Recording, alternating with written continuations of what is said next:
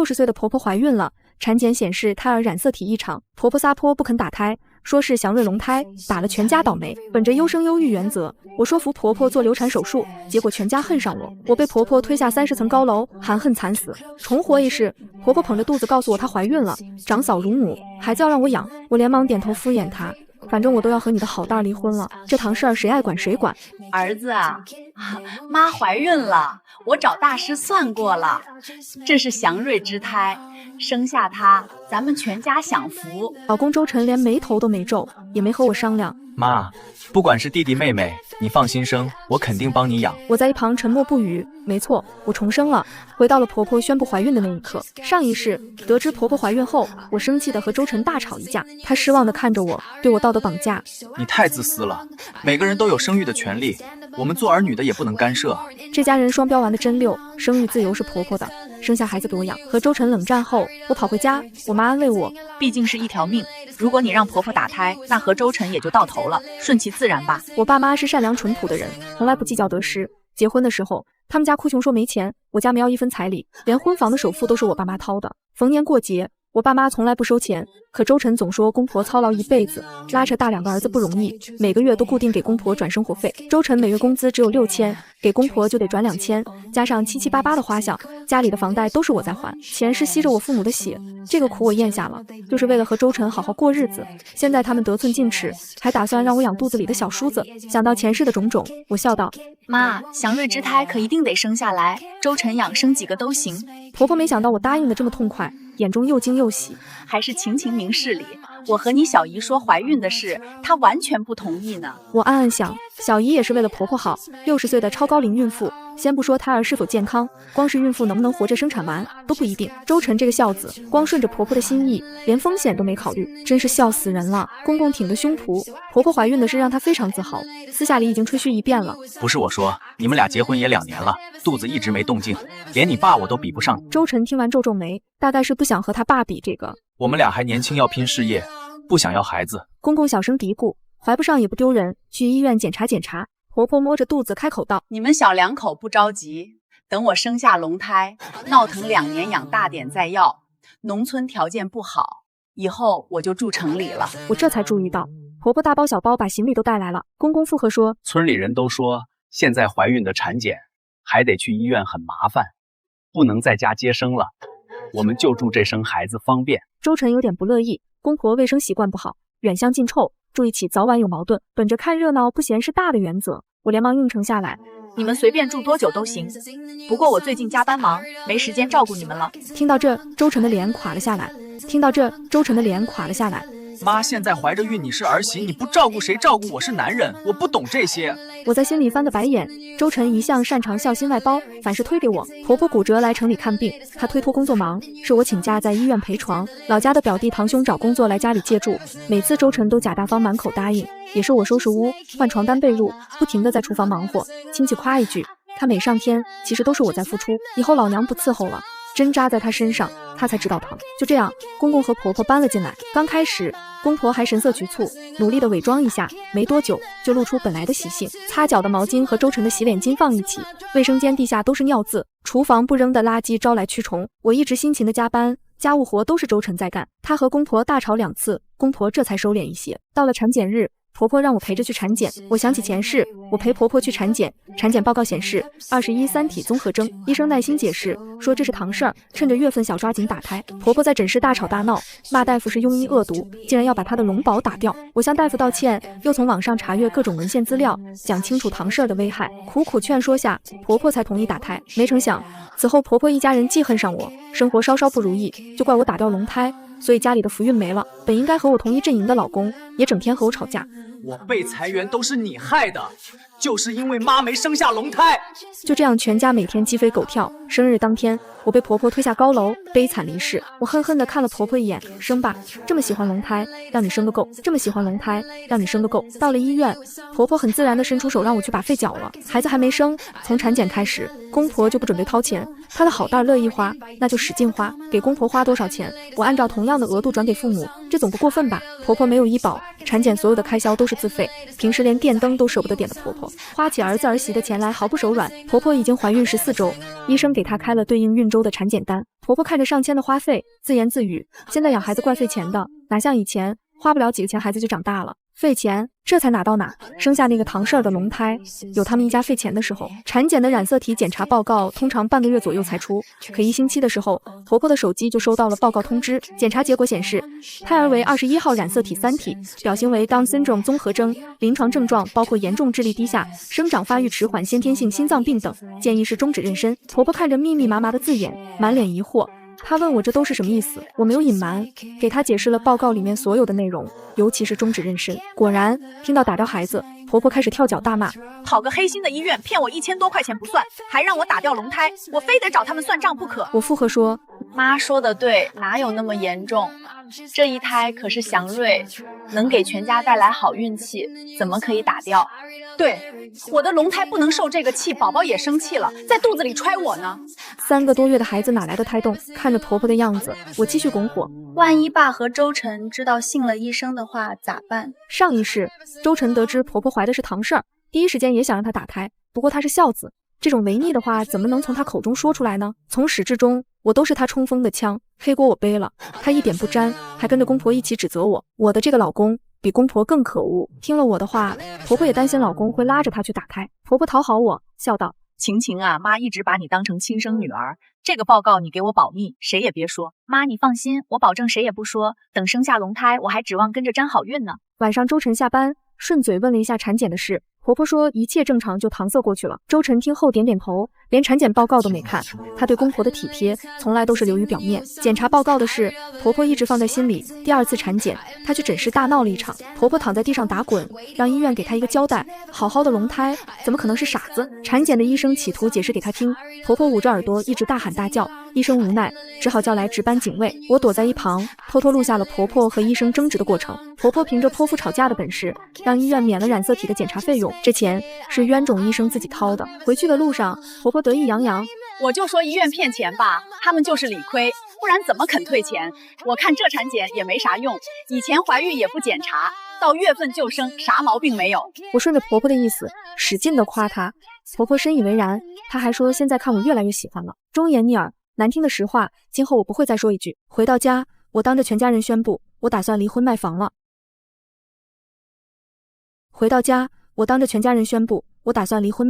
周晨听到这句话就生气了。晴晴，你别耍脾气了。我知道妈怀孕你不乐意，可她是我妈肚子里的，是我弟弟生了，我有义务养。你是嫂子，能不能等点事？为了这个非要闹离婚吗？公公也满脸不悦。我本来觉得你是个明事理的孩子，没想到你这么自私。弟弟是你们的手足，以后互相帮助是好事。碍于我之前良好的表现，婆婆有点拿不准，小声道：晴晴，你真要离婚吗？我大声道：你肚子里怀的可是龙胎，以后是有大出息的。现在这套房不行，耽误龙子的学习成绩，卖了这套房再买个学区房，以后弟弟上学就不发头了。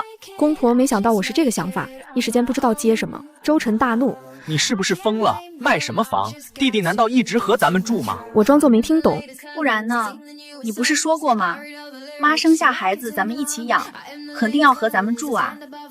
我也是为了弟弟的教育，婆婆大喜，跑过来拉住我的手，眼里闪着泪花。晴晴妈太感动了，没想到你为了龙胎连学区房都打算了。你放心，这孩子的好运肯定能传给你。公公又问：换房就换房，离婚干啥？爸妈按照城里的政策，有了贷款记录，2套房要首付60%，我和周晨是买不起。离了婚以我单身的名义，有优惠政策，首付30%就能买。公婆恍然大悟，连连说这个办法好。周晨还是不同意。晴晴，卖房和离婚都是大事，咱们慢慢商量。周晨，你别太自私了，妈怀上龙胎不容易，你连学区房都舍不得买吗？那可是你的亲兄弟。呵呵，周晨最擅长道德绑架我，回旋镖扎在自己身上，不知道疼不疼。周晨被我问得哑口无言。婆婆眼中金光一闪，又开始盘算起来，支支吾吾道：要不房子写我和你爸的名字，我担心房主不是父母，龙胎上不了学。果然开始算计我了。幸好我早就想过这些可能，所以很快准备好了说辞。贷款得有工作有工资才行，你和爸连退休金都没有，都是农民，贷不出钱来。公公又说道，那就写周晨的名字，他是家里的户主，是你男人，哪有房本上写女人名字的？当时买房我就不乐意，我父母出的首付钱，还嫌弃写了我的名，我这个公公贪心的过分了。现在住的这套房是领证后买的，首付钱我爸妈花的，写的我和周晨2个人的名字，按照婚姻法，正常离婚的情况下得分他一半。即便我爸妈拿出付了全部首付的证据，打官司也是漫长的过程。这个房子我1分钱都不会让周晨拿到的，我1分钱都不会让周晨拿到的。我说道，爸，难道你忘了吗？周晨户口还没迁过来呢，不是本地户口不能买房。闻言，公婆十分遗憾，但也默认了以我名义买房这件事，毕竟是为了他们肚子里的龙胎打算。回到卧室，周晨气急败坏问道，什么龙胎的鬼话？你也信？我装作深信不疑的样子，妈不会骗人的，龙胎会给咱们带来好运，买了学区房，龙胎以后考上好大学，你做大哥的不也跟着沾光吗？周晨气得摔碎玻璃杯，我看你是中邪了，沾光？他比我小30岁，我能沾什么光？望着周晨愤怒的脸，我忍不住想起了上一世，他给我洗脑，兄弟多了养老轻松，弟弟有出息了我们也能享福，让我格局大一点。现在我格局大了，他怎么还斤斤计较起来了？周晨又说道，养孩子行，给点钱把爸妈打发回老家，别在咱们跟前晃悠，给点钱把爸妈打发回老家，别在咱们跟前晃悠。我反驳，那可不行，农村连个像样的小学都没有，耽误龙胎的教育，就和咱们住，上好学区，那可是你亲弟弟，你就不能大方点吗？晴，我们以后也会生孩子的，现在养孩子压力多大，要是把弟弟接过来，咱们精力不够，每个月2000块钱足够爸妈养孩子了，生完就让他们回去。我知道周晨已经开始厌倦了，公婆住在这的这段时间，我频繁加班和出差，家里万事不管，都是周晨跑前跑后。他开始发现养弟弟没有那么简单，婆婆这一胎十分娇贵，时常半夜张罗吃东西，家里没有，周晨就得大半夜出去买，上班累一天，晚上还得被折腾。我试图说服他，老公，咱们还年轻，不着急生孩子，我觉得养弟弟吧，咱们不生了，养谁的孩子不是养，更何况还是祥瑞。周晨没办法说服我，气得摔门而去。我看着他的背影，生气吗？这才是开始呢。我看着他的背影，生气吗？这才是开始呢。第二天，周晨提出家里雇一个家政阿姨，家务活都是他在干，这才多久，他就开始抱怨上了。以前我心疼他上班累，主动包揽所有家务，我手腕有严重的腱鞘炎，拖的扫地总会刺骨的疼，为了让他没后顾之忧，我从未喊过累。我的一味付出并没有得到应有的疼惜和尊重。两世为人，我明白一个道理，心疼男人是要倒大霉的。想找保洁，我怎么可能同意？我装作很为难的样子。家政阿姨每个月得好几千，你辛苦点，这个钱留着养弟弟不是更好吗？现在养孩子多费钱，以后出国留学要几十万呢，你得学会节俭点。周晨满脸不可置信，晴，你脑子没进水吧？出国留学，他是我弟弟，不是我儿子。你脑子没进水吧？出国留学，他是我弟弟，不是我儿子。婆婆吐出嘴里的葡萄皮，叉腰道，周晨，你这个白眼狼，妈白养你了。我肚子里可是你的亲弟弟，出国留学怎么了？这可是龙胎，以后是有大出息的。公公也说，请什么家政，让人家笑话，年纪轻轻的干点家务活就嫌累。周晨大喊，爸，你站着说话不腰疼，懒得要命，你倒是干活啊，我照顾你妈呢，哪有时间干活？公公反驳。狗咬狗的期间，我出了一趟门，我的闺蜜是卖保健品的，婆婆都怀上龙胎了，总得吃点好东西吧。到了闺蜜的店里，我指着货架疯狂指来指去，燕窝、人参、鹿茸、花椒，还有其他的补品，适合孕妇的，通通都给我来一份。闺蜜目瞪口呆，拿给你恶婆婆吃，你脑子进水了吧？你脑子进水了吧？我抱着闺蜜的胳膊，笑道，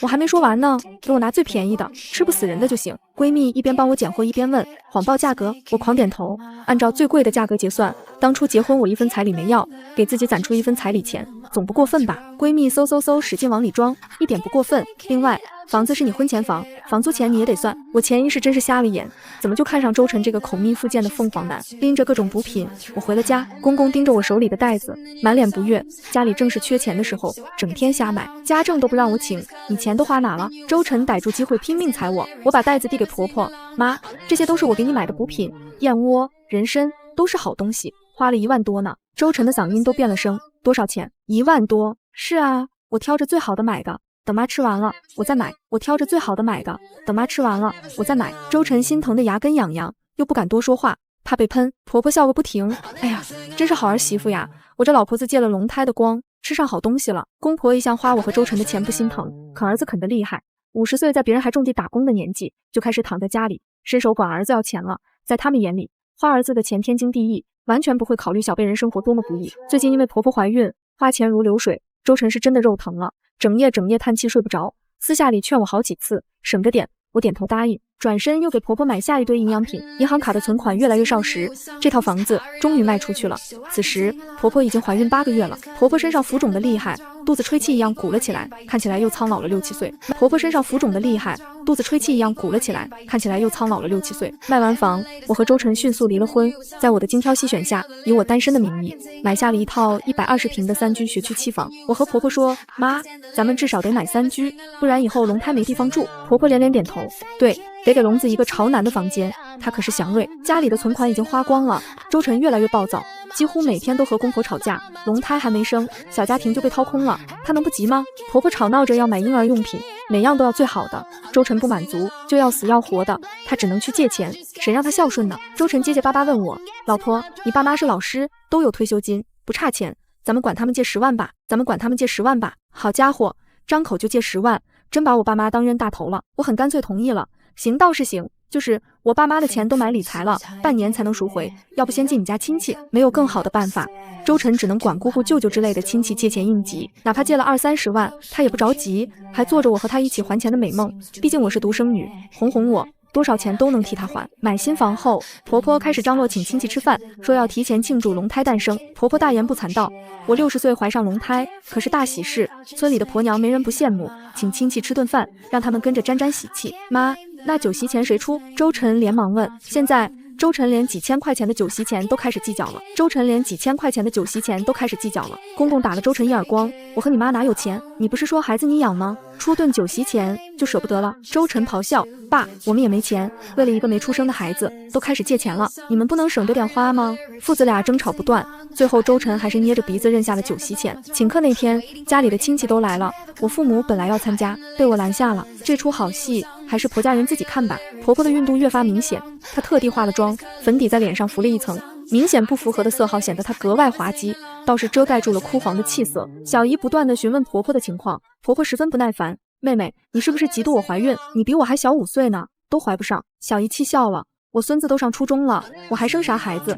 那不是给小辈添累赘吗？你说谁是累赘？我肚子里的可是龙胎，是祥瑞。你骂他小心走霉运，小心走霉运。姐，我是为你好，你怎么好赖不懂？你问问晴晴，她还指着沾光呢，光是营养品都给我买了10多万了。席间的亲戚都大吃一惊，10万。大姑问晨晨前段时间管我借3万块钱，感情都糟践买不品了。小姨说管我借了5万，不是说换房借钱吗？婆婆得意道，买房晴晴娘家又添了点，我们家一分没花，要说我家媳妇娶的值，自己乐意倒贴。这话不好听，我却依旧淡淡的笑，没有反驳。妈怀的是龙胎，得用最好的东西，婴儿床是进口的，花了1万5，宝宝参与美甲醛8000多呢，还有零零散散其他东西，准备龙胎的东西也花了10几万。舅舅念叨，孩子还没生，这就花了快30万，什么家庭条件啊？感情借我们的钱养孩子啊？婆婆捧着龙胎，让你们养龙胎是你们的荣幸，以后沾上好运气，多少钱赚不来？让你们养龙胎是你们的荣幸，以后沾上好运气，多少钱赚不来？在我的吹捧和洗脑下，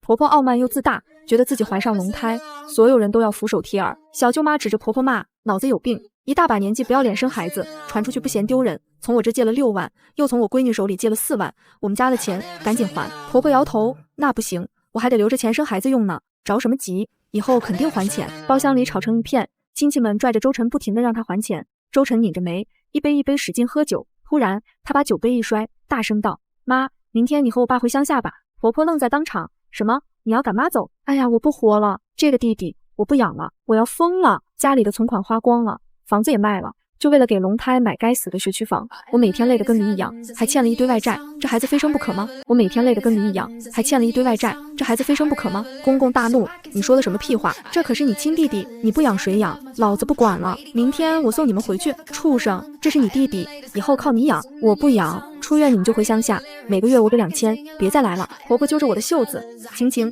你说话啊，他要赶我们走。我后退一步，这出戏总算要谢幕了。阿姨，你们家的事我哪有插嘴的份儿？婆婆惊讶，你管我叫什么？阿姨？是啊，阿姨你忘了，我已经和你儿子离婚了，他现在啊是我前夫。婆婆摇头，你别和妈开玩笑，当时不是假离婚吗？为了给龙胎买学区房，你才是开玩笑，离婚哪有假的？领了离婚证就是真离婚，法律认证书。至于学区房，笑话，你都不是我婆婆了，还舔着大脸用我的房子？你都不是我婆婆了，还舔着大脸用我的房子？老婆，你怎么和妈说话呢？快道歉。周晨，老娘瞎了眼才会嫁给你，现在咱俩离婚了，你守着你爸妈你的好大地吧。老娘不伺候了。大概我前后反差太大，婆婆有点没反应过来。晴晴，你是骗妈的对吧？婆婆满脸的不可置信，骗你个大头鬼！一把年纪了怀孕坑人，让儿媳妇养弟弟也不嫌害臊，要点脸吧？生，使劲生，生一串葫芦娃才好。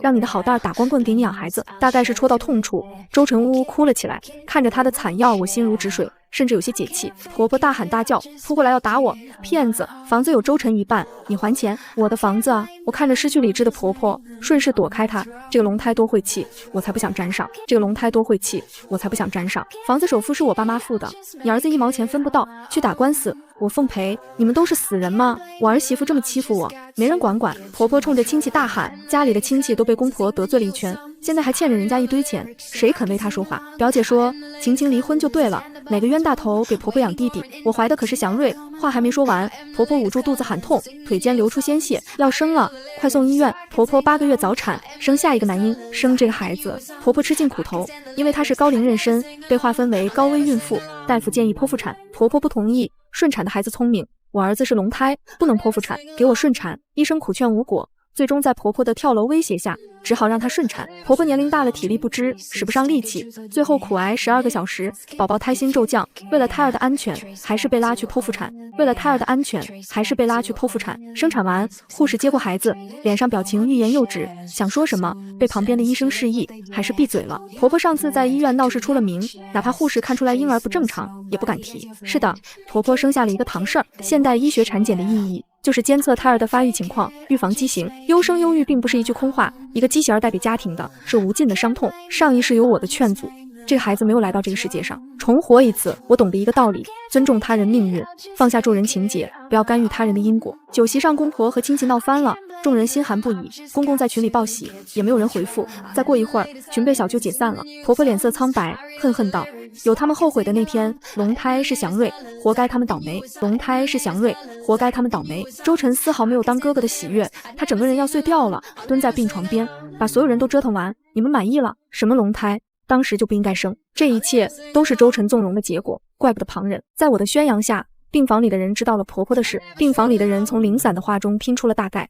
开始窃窃私语。旁边6岁的小男孩指着婆婆大笑，老奶奶生孩子不害臊。还有人说，你们发现了吗？我看他家宝宝不正常。医生来巡房，我走出了病房，我爸妈在医院外面等我呢。离开前，我听说医生在说，面部整体呈现扁平，两眼间距较宽，结合产检时染色体21体3体综合征的判断，合理怀疑胎儿为唐氏儿。不过这一切和我无关了，我的物品早就从出租房搬走了。是的，因为买的是期房，所以卖房后一直是租房住。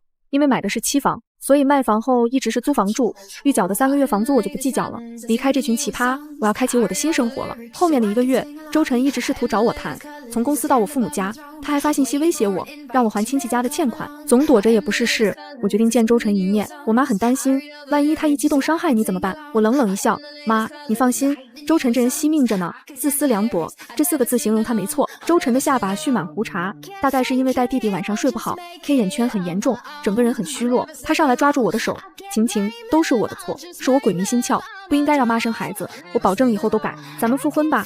我把爸妈送到乡下去。我甩开他，周晨，别做梦了，从你说养孩子那一刻，咱俩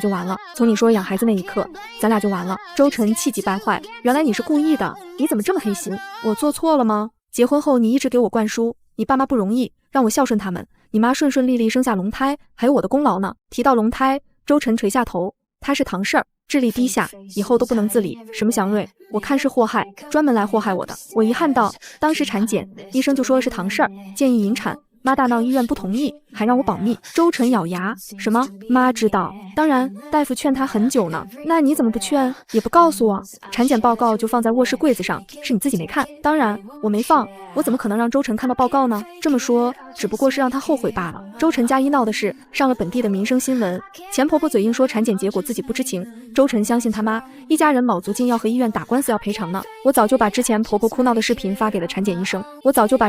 婆哭闹的视频发给了产检医生，这下赔偿要不到，恐怕医院还得反诉。周晨见劝说我无果，露出了真面目。因为这个祸害，我前后借了30多万，这是夫妻共同债务，你必须承担一半，不然我去法院告你。周晨，你不懂法吗？夫妻共同债务判定的基础是夫妻，你忘了吗？咱俩早就离婚了，你借钱那会儿是单身呢。我潇洒离去。周家人后面的消息，我也是听说的。周家医闹无果，灰溜溜出了院。周晨单位的同事领导也得知此事，以道德品质低劣的理由将他辞退了。公婆带着一个堂事儿，周晨欠下一堆债务，已经无力在城里生活，灰溜溜的回了农村，成了全村人的笑柄。钱公公忍受不了养育堂事儿的艰辛，整天和钱婆婆吵架。3个月后，钱公公出轨了村里的寡妇，2个人离婚了。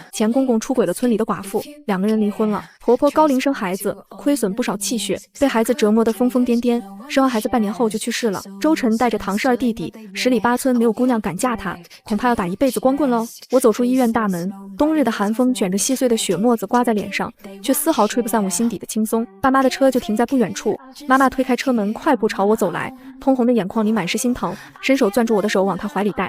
冻着了吧？快上车，妈给你煮了红糖姜茶。爸爸跟在后面，接过我手里轻飘飘的包，只沉声道了句回家。车里暖融融的，姜茶的甜香漫在鼻尖。我捧着温热的搪瓷杯，看着窗外倒退的街景，那些和周家纠缠的日日夜夜，像被风吹散的烟尘，终于落了地。上一世，我为了那点不值钱的爱情和所谓的孝道，把自己熬成了怨妇，最后落得坠楼惨死的下场。这一世，我收起所有的心软，看着他们一步步走向自己选的深渊，终于活成了自己想要的样子。回到爸妈家，熟悉的小窝被收拾得一尘不染，餐桌上摆着我最爱吃的糖醋排骨和清炒时蔬。爸妈什么都没问，只是一个劲地给我夹菜，怕我受了委屈。我扒拉着碗里的饭，眼眶微微发热。这世上唯一真心待我不求回报的，从来只有我的父母。从前我为了周晨，忽略了他们的感受，甚至让他们的血汗钱被周家肆意挥霍。现在想来，只觉得愧疚。爸妈，对不起。我放下筷子，声音有些哽咽。以前是我糊涂，让你们跟着操心了。妈妈放下碗，伸手擦了擦我的眼角，笑着说：“傻孩子。”傻孩子，说什么对不起？回来就好，以后咱们一家人好好的，比什么都强。爸爸也点了点头，往我碗里添了块排骨。过去的事就翻篇了，以后好好工作，好好生活，爸妈永远是你的后盾。那一刻，我心里的最后一点郁结也烟消云散。是啊，过去的已经过去了，我还有崭新的人生要过，再也不要为不值得的人浪费分毫精力。接下来的日子，我彻底开启了属于自己的生活。我先是去公司递交了调岗申请，从原来的行政部调到了市场部。上一世我为了迁就周晨，放弃了自己喜欢的专业，做着琐碎的行政工作。这一世，我要为自己的梦想拼一次。市场部的工作虽然忙碌，经常需要加班出差，却让我觉得无比充实。每一次谈成合作，做出策划案，都能感受到实实在在的成就感。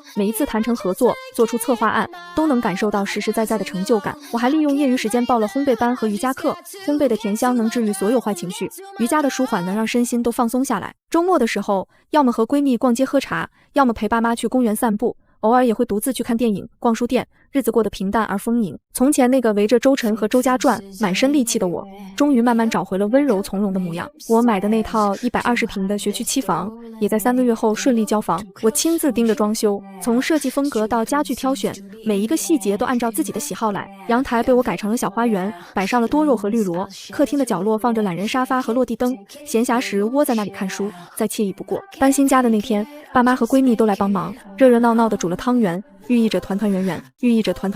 看着属于自己的小窝，我心里满是踏实。这是我靠自己的努力换来的家，没有算计，没有纷扰，只有心安。而周家的消息都是从老家的亲戚口中断断续续听来的，像一出早已注定结局的闹剧，让人提不起半分兴趣。周晨被公司辞退后，带着钱婆婆和那个堂事儿弟弟回了农村老家。村里本就藏不住事，60岁的老太婆生了个傻孩子，儿子欠了一屁股债被公司开除，这些事很快就传遍了10里8村，周家成了全村人的笑柄，走到哪里都能感受到旁人指指点点的目光，背后的议论声更是从未断过。钱婆婆生完孩子后，身体亏空的厉害，本就60岁的人，经此一劫，更是苍老的不成样子，头发白了大半，脸上的皱纹像沟壑一样，眼睛也失去了往日的金光，只剩下浑浊的麻木。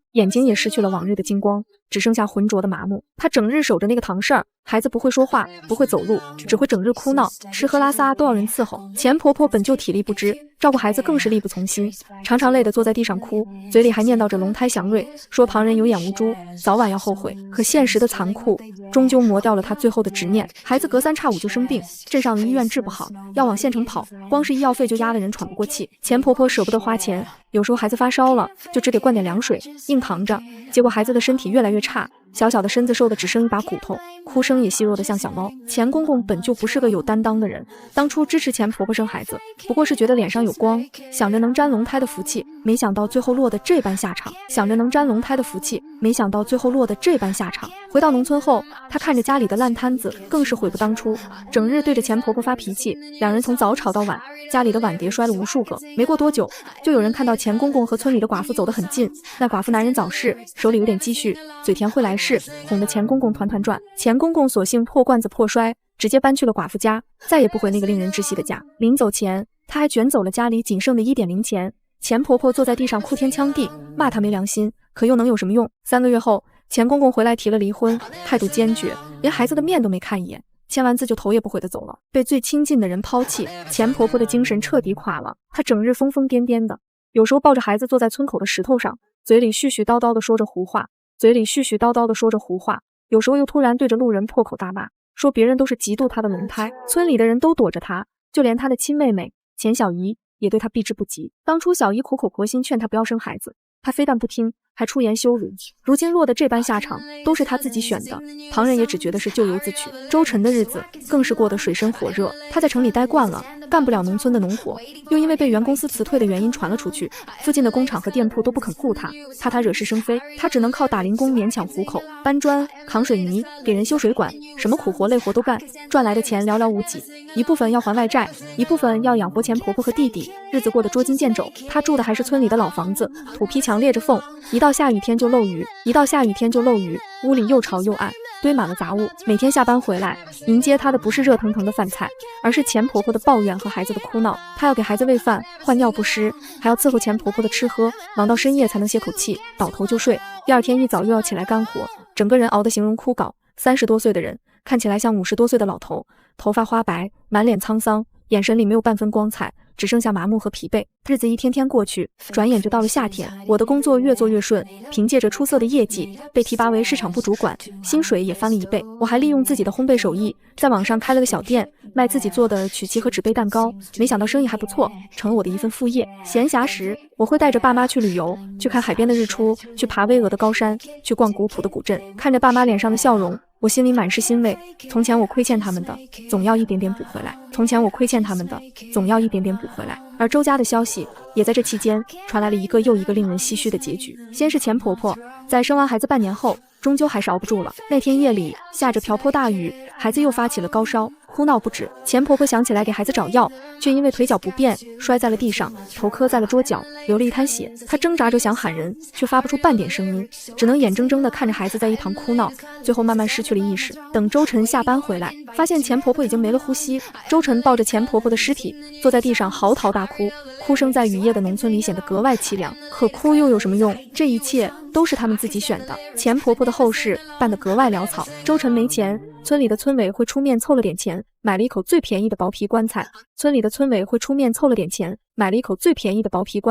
找了几个村民，把它埋在了村后的荒山上，连块像样的墓碑都没有，只有一块歪歪扭扭的木牌，写着她的名字。钱婆婆走后，照顾堂婶弟弟的重担就全落在了周晨身上。她本就过得生不如死，如今更是雪上加霜。孩子的身体越来越差，不仅有唐氏综合征，还患上了先天性心脏病，医生说需要做手术，费用要10几万。这对周晨来说无疑是天文数字。他四处借钱，可亲戚朋友都被他借怕了，就连他的亲姑姑也对他说，晨晨，不是姑姑不帮你，实在是你家的事，我们管不起。走投无路的周晨想到了众筹，他把自己的经历发在网上，想要求网友的帮助。可网友们并不是傻子，有人扒出了他的所作所为，说他愚孝，纵容60岁的母亲生孩子，最后落得这般下场，都是咎由自取。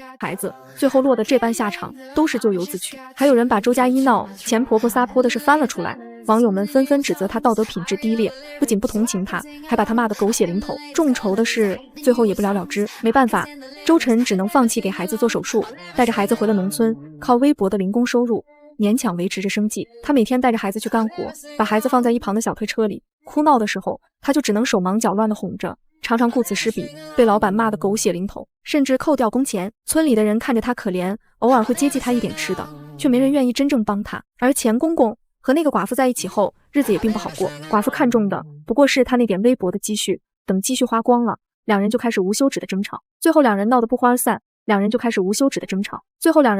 而散。钱公公被寡妇赶了出来，成了孤家寡人。他想回村里，可村里的人都看不起他，没人愿意收留他，他只能四处流浪，有时候住在桥洞下，有时候住在废弃的窑厂里，靠捡垃圾为生，晚景凄凉。有一次，老家的亲戚来城里和我说起周家的事，叹着气说：“造孽啊，好好的一个家就这么散了。”我只是淡淡笑了笑，没有说话。可怜之人必有可恨之处，那个孩子确实无辜，可这一切的根源都是周晨和钱婆婆的愚昧和自私造成的。如果钱婆婆不是一意孤行，非要生什么龙胎，如果周晨不是一味愚孝，纵容钱婆婆的所作所为，也就不会有这样的结局。这是他们种下的因，自然要由他们来尝接下的苦果。时间过得很快，转眼1年就过去了。我的生活越来越顺遂，烘焙店的生意越做越大。工作上我也做得风生水起，公司准备派我去上海的分公司任职，职位是市场部经理。这对我来说是一个难得的机会。我和爸妈商量了一下，爸妈都很支持我。去吧，孩子，趁年轻多出去闯闯，爸妈永远支持你。收拾行李的时候，我看着自己的小窝，心里满是不舍，却也充满了期待。我知道这不是结束，而是新的开始。去上海的前一天，闺蜜约我出来吃饭，为我饯行。饭桌上，闺蜜笑着说：“晴晴，你现在真是越来越优秀了，活成了所有女生都羡慕的样子。对了，跟你说个事，我表哥前段时间从国外回来，也是做市场的，人挺不错的，温文尔雅，成熟稳重。我介绍你们认识一下。”我愣了一下，随即笑了笑：“随缘吧，现在我只想好好工作，好好生活，感情的事不急。”闺蜜点点头：“也是，你现在这么优秀，什么样的人找不到？不过我表哥真的挺好的，你们见一面就当交个朋友。”我没有拒绝，只是笑着点了点头。去上海后，我很快就适应了新的工作和生活节奏。上海的分公司规模更大，平台也更好，身边的同事都很优秀，和他们一起工作，让我学到了很多东西。我把所有的精力都投入到工作中，